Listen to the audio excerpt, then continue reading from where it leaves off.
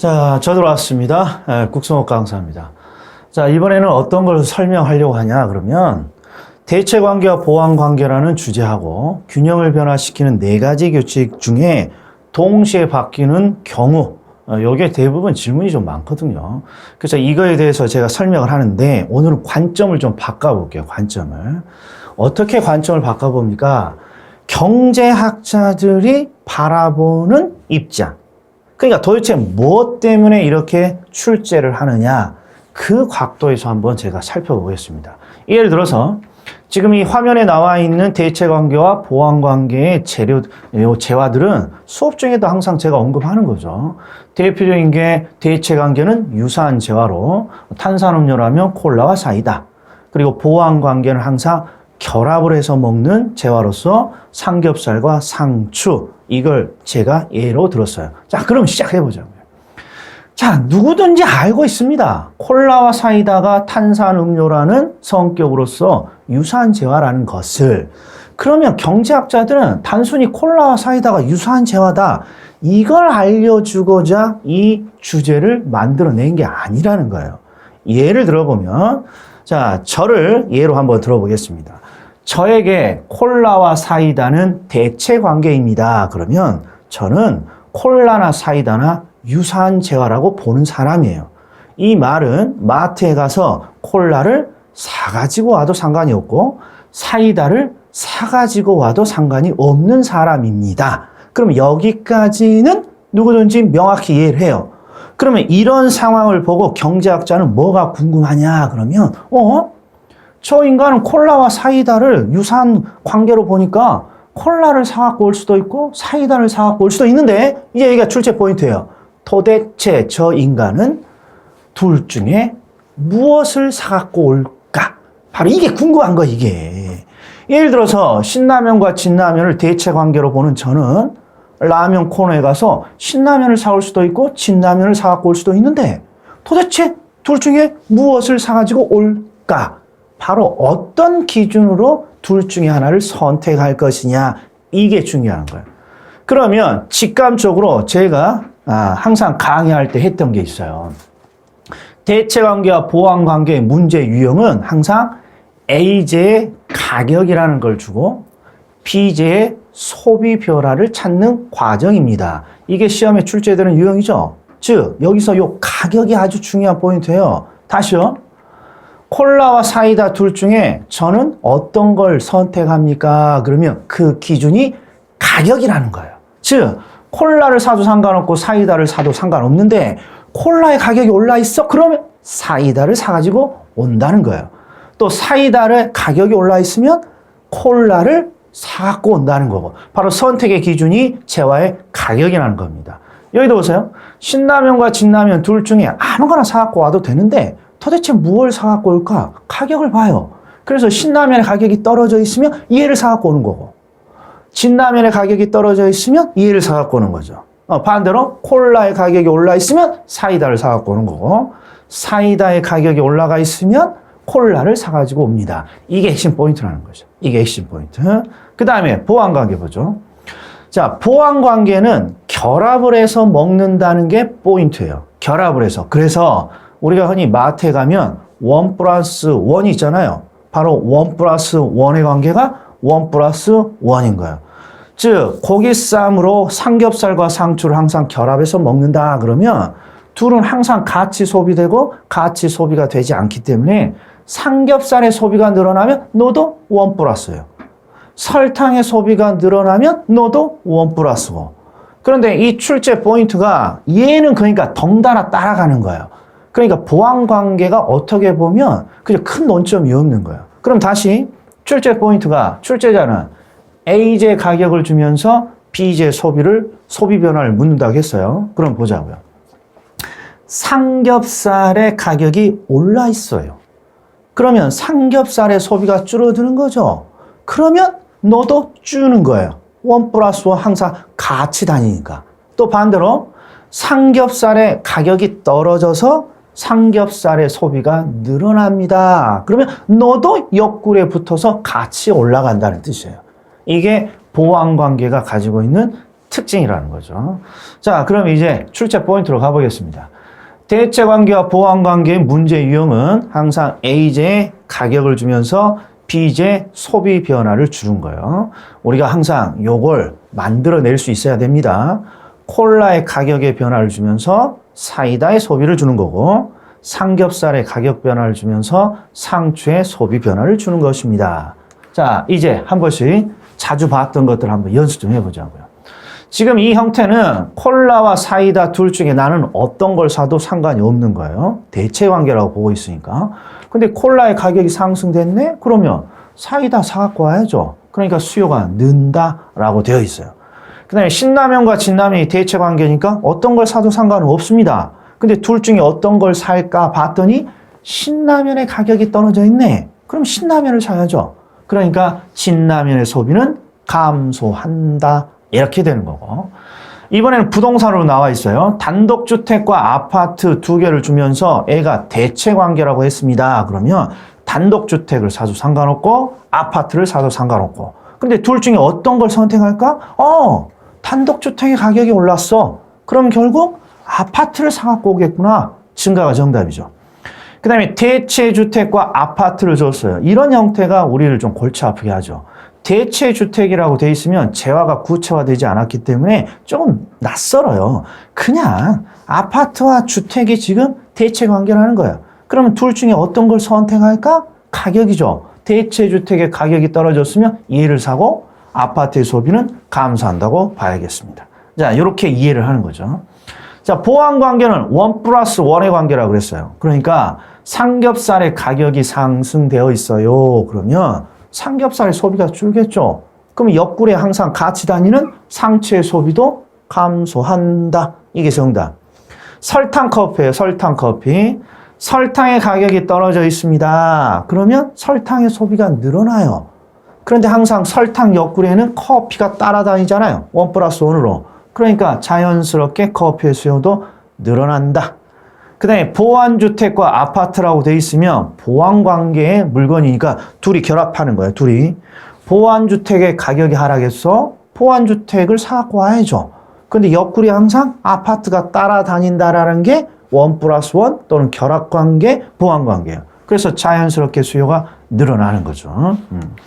자, 이번에는 요령이에요. 요령. 시험에서 뭔가 이해를 하고 문제를 맞추는 건 쉽지 않습니다. 항상 시험장이 원래 그런 환경입니다. 그래서 일단 틀을 봐요. A제 가격과 B제 소비의 관계에서 변화의 방향이 어떻게 될 것이냐를 우리는 암기해서 활용을 하죠. 대체 관계면 따라서죠.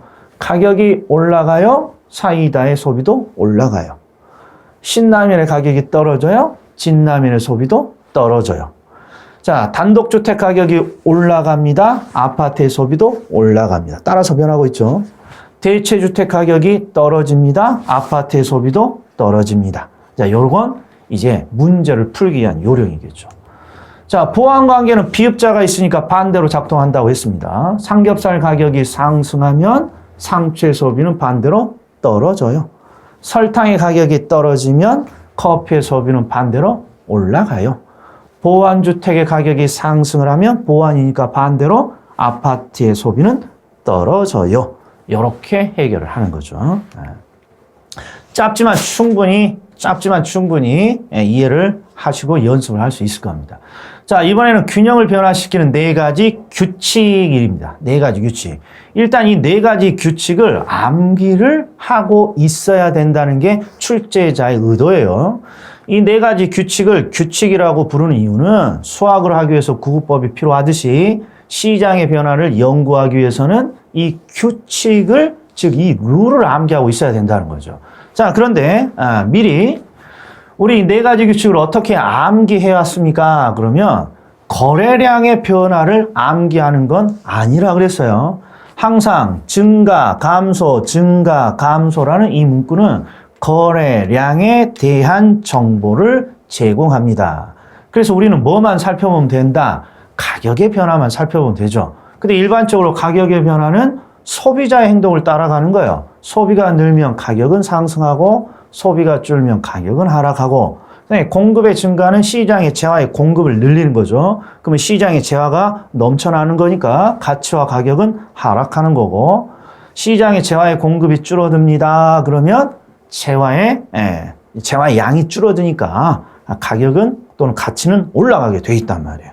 그러면 제가 하고 싶은 건 바로 요거죠, 요거. 네 가지 규칙의 응용 동시에. 자, 이 네 가지 규칙이 동시에라는 건 소비자와 생산자 행동이 동시에 바뀌었을 때 이걸 어떻게 빠르게 정확하게 해석합니까? 그럼 항상 요령이 요 노란색이에요. 노란색.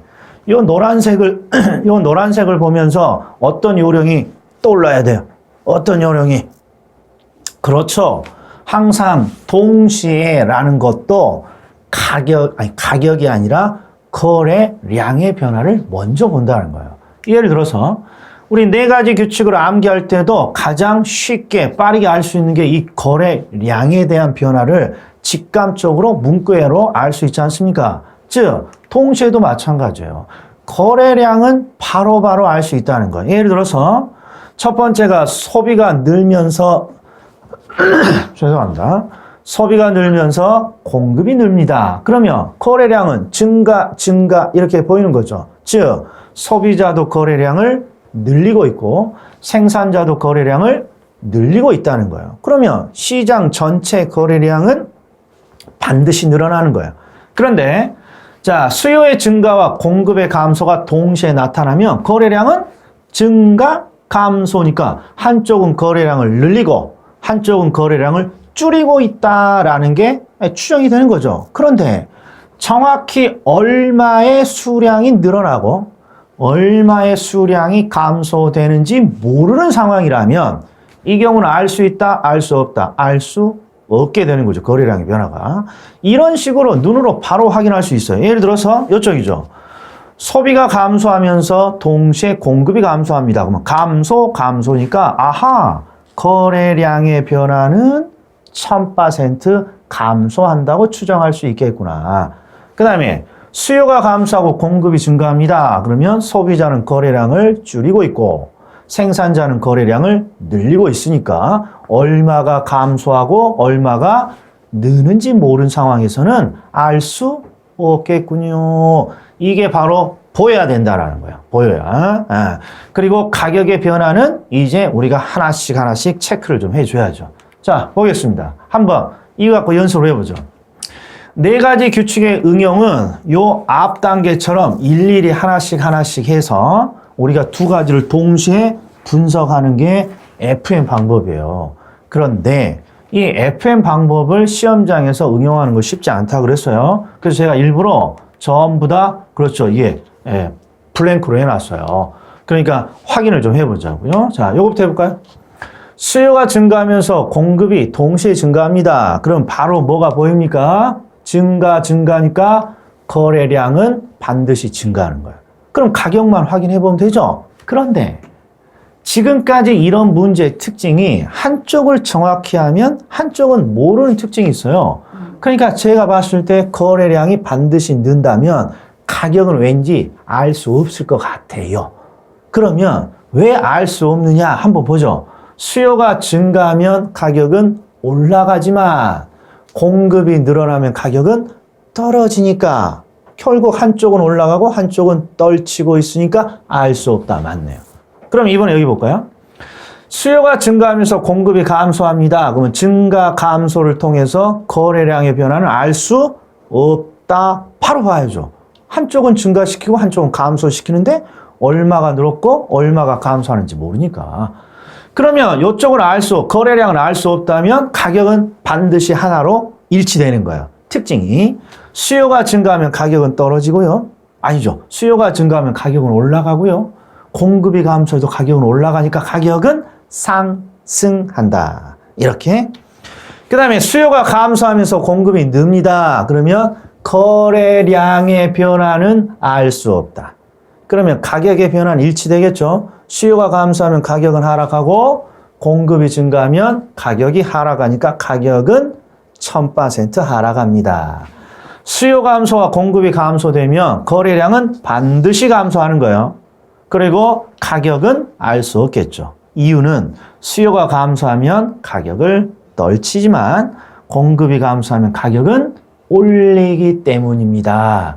자, 얘는 연습이 필요한 거예요. 제가 일부러 이걸 블랭크로 해놨으니까 항상 딱 펴놓고 보면서 바로바로 문제를 찾아내는 훈련이 필요합니다. 훈련이. 자, 오늘은 여기까지 하겠습니다. 항상 이런 식으로 짤막하게 제가 찍어 놓을 테니까 잊을만 하면 꺼내서 시험에 활용하시기 바랍니다. 이상입니다. 다음에 뵙겠습니다.